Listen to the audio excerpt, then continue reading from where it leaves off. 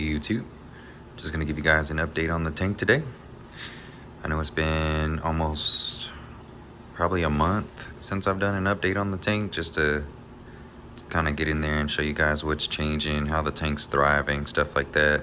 I mean, not much has changed. I always say that. I just kind of let the tank just kind of set on autopilot now, ever since the rocks are just kind of full with corals. It's not like I'm going in there, you know, fragging stuff and gluing stuff down. So the tank is just as is kind of right now.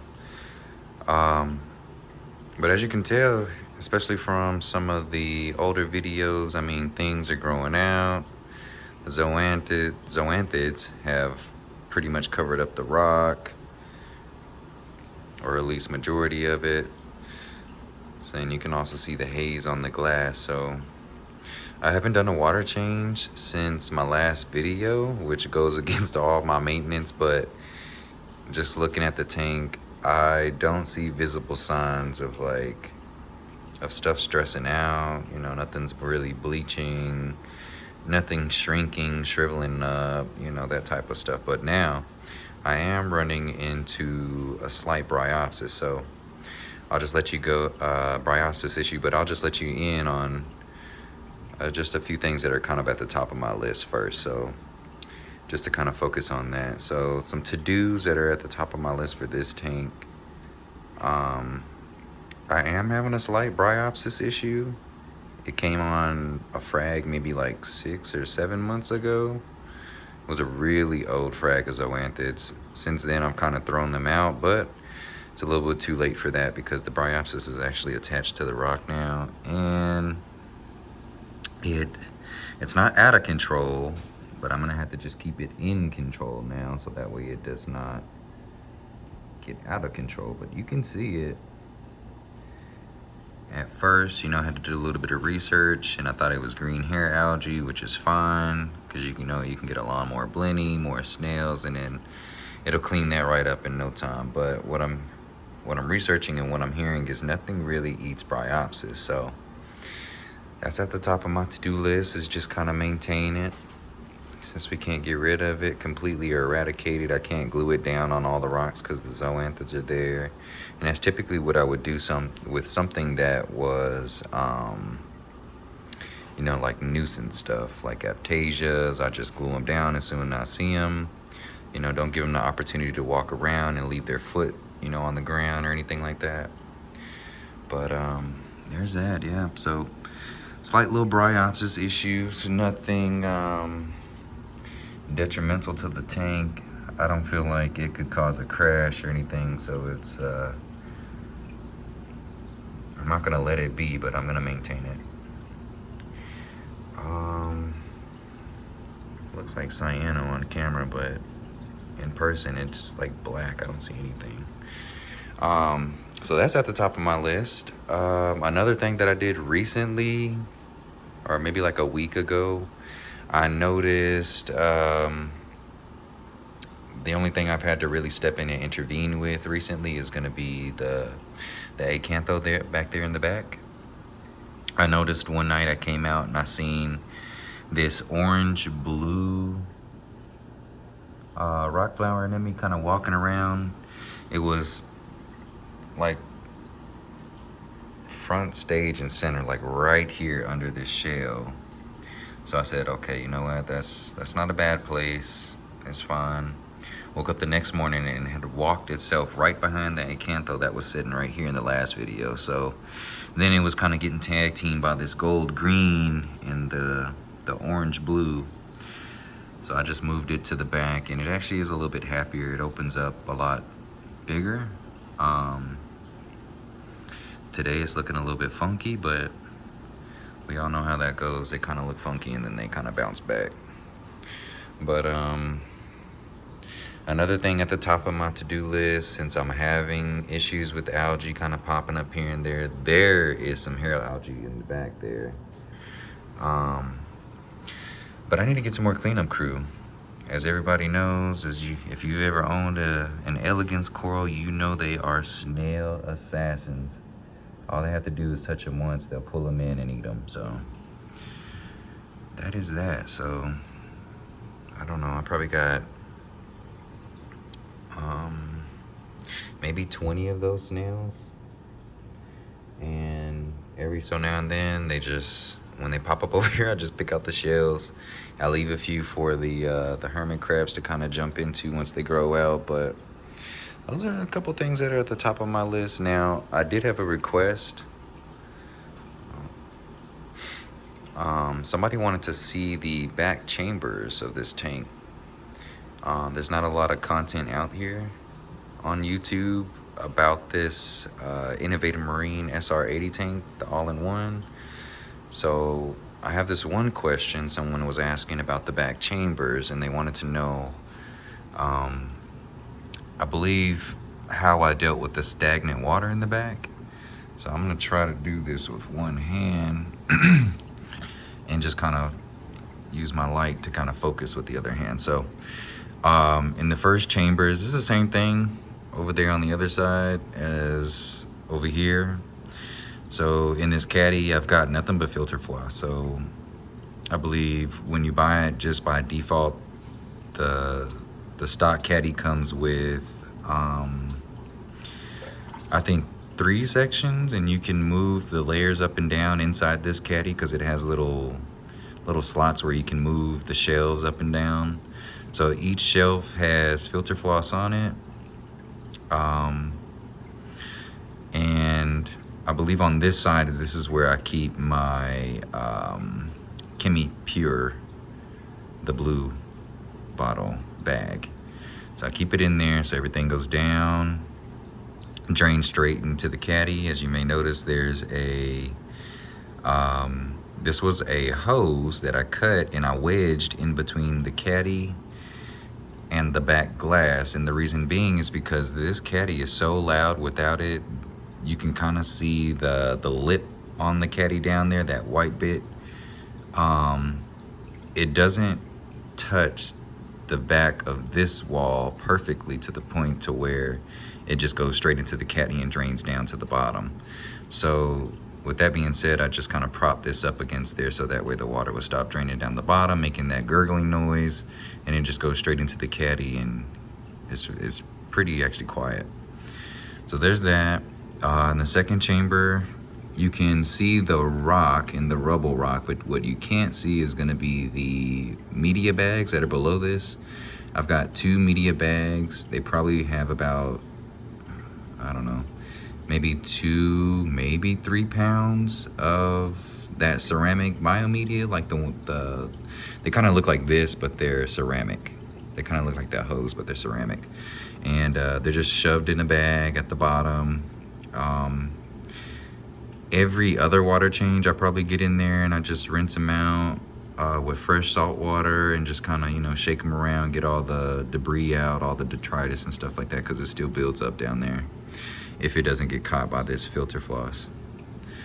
So there's 2 biomedia bags below this rubble rock right here, and then the rubble rock is on top.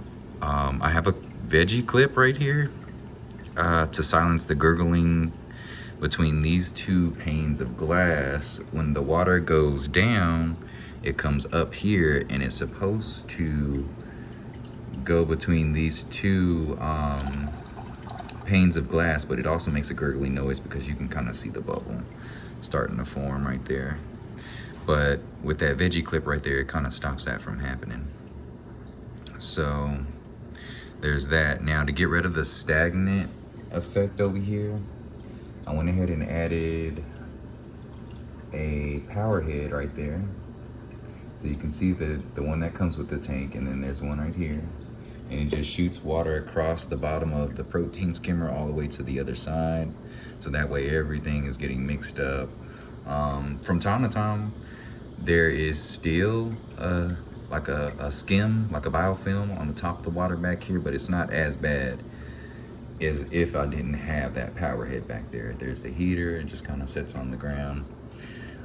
There's the protein skimmer. It doesn't go all the way to the bottom, but maybe like halfway or maybe a third down the back of this back pane right here. So there's that. The pump or the power head in the back, it also helps with the dosing and the auto top off, because I don't want it to sit in there, just be stagnant, you know, come out the return and you know, start hitting corals and making them bleach and making them stress out and stuff like that. So the alkalinity and calcium, once I dose that, it falls straight in there and it mixes up almost instantly. Here's the auto top off. I love this auto top off. I've never had problems with it. It works like a charm. I can't say that I've ever had problems with it since I've gotten it. And I've got that one off of Innovative Marine, the website. So I don't remember the brand name of it, but it's a really good brand. So I've got another veggie clip over here. It stops the gurgling. And it's practically the same thing as over there. I've got 2 bags of the ceramic stuff at the bottom, then just a bunch of just random rubble, some corals that float around the tank. I don't want them, you know, latching onto my main rocks and stuff like that. So I just throw them back here and then give them away. And then same thing. Caddy, filter floss. There's no Chemi Pure Blue on this side, but I'll switch them up every time I do a water change. And I actually need a new bag, so I might, next water change, is just gonna switch it out, put it over here, and then same thing. Got a little piece of hose that I cut wedged in here to keep the water from gurgling when it goes down the front side of this caddy. So that's that. So pretty simple tank, all in one, no sump. Supposed to be 80-gallon water volume, but rocks, rubble, equipment, you know, all that stuff. I really got more like 60 gallons of water, and I have everything down to a science too. So I think, as I mentioned in my last video, I was going to start showing you the results from my water test. So I'm gonna go ahead and do that now. And then I'm gonna give you guys a look at how I can keep track of things. So starting from the top, last month on the 8th, you can tell I don't do it every day, but maybe just about every other day. Maybe I skip a day sometimes, but I try not to go more than a week without testing. So you can pause it,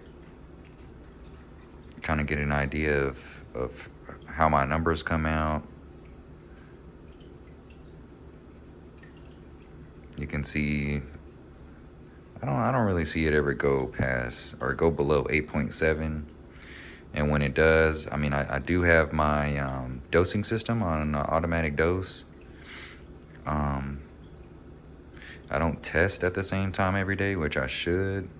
But at this point, I mean, the tank is 2 years old. I've got everything down to a science now. So it's like, I practically know when something's going wrong, or, you know, if something needs to be dosed or something. And then I don't think I've ever shown the bottom down here. So here's the auto top off, my 2 Comor dosers, B ionic, alkalinity and calcium. It's a rat nest. It's a rat nest down here, so you're just gonna have to forgive me. I'm a little bit humble with this when it comes with stuff like this. I'm just like, you can see where all my attention goes. But Sulfuret, I used to use the test kit from Red Z, but I started to notice every time I bought a new test kit that some of the results would be so skewed. I could never get, I feel like the readings were inaccurate, basically. The only one that was, to me at least, was the calcium, alkalinity, magnesium. It always gave me different numbers, so I stopped using those. I use Sulfuret now, which is just fine. I don't really have any problems with it. So there's that. Magnesium from Brightwell for magnesium, which I rarely ever dose. Neonitro, Neophos, I don't dose that anymore.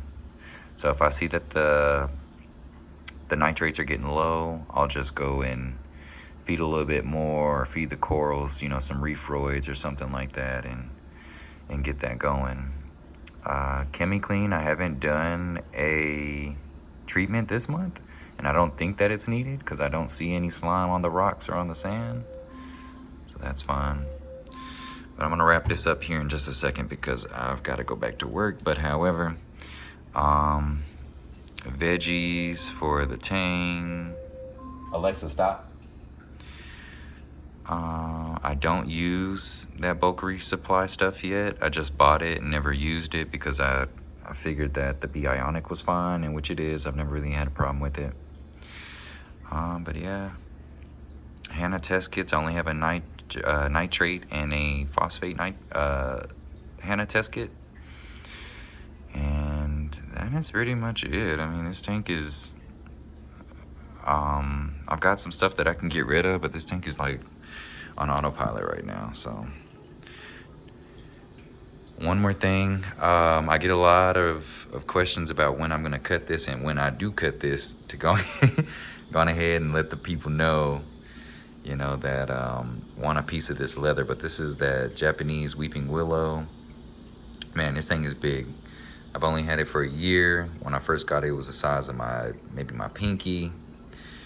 And in a year, it tripled, quadrupled, whatever you want to call it. It turned into a full-blown colony. So I'm thinking what's going to happen here, maybe in the next month, I am going to cut this thing.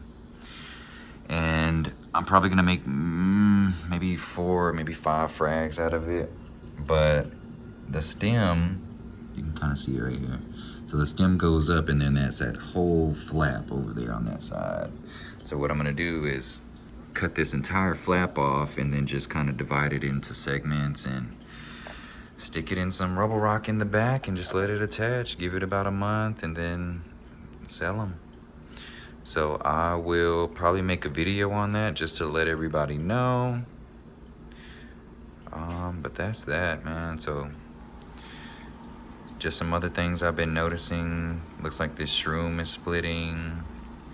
This is still supposed to be a trade coral, but the guy that I'm supposed to be trading it with, he works throughout the weekdays and he's only available on the weekends, and then I work on Sunday. So the only day that I have to meet him is on a Saturday. So I know how that goes for a lot of folks.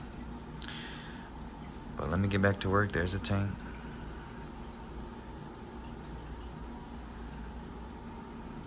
Zoanthus taking over the rock.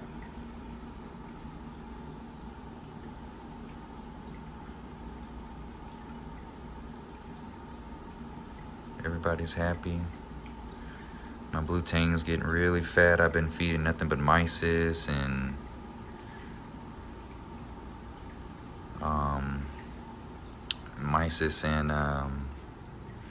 that veggie stuff down there, the seaweed. Torches are looking okay. They could be a little bit better.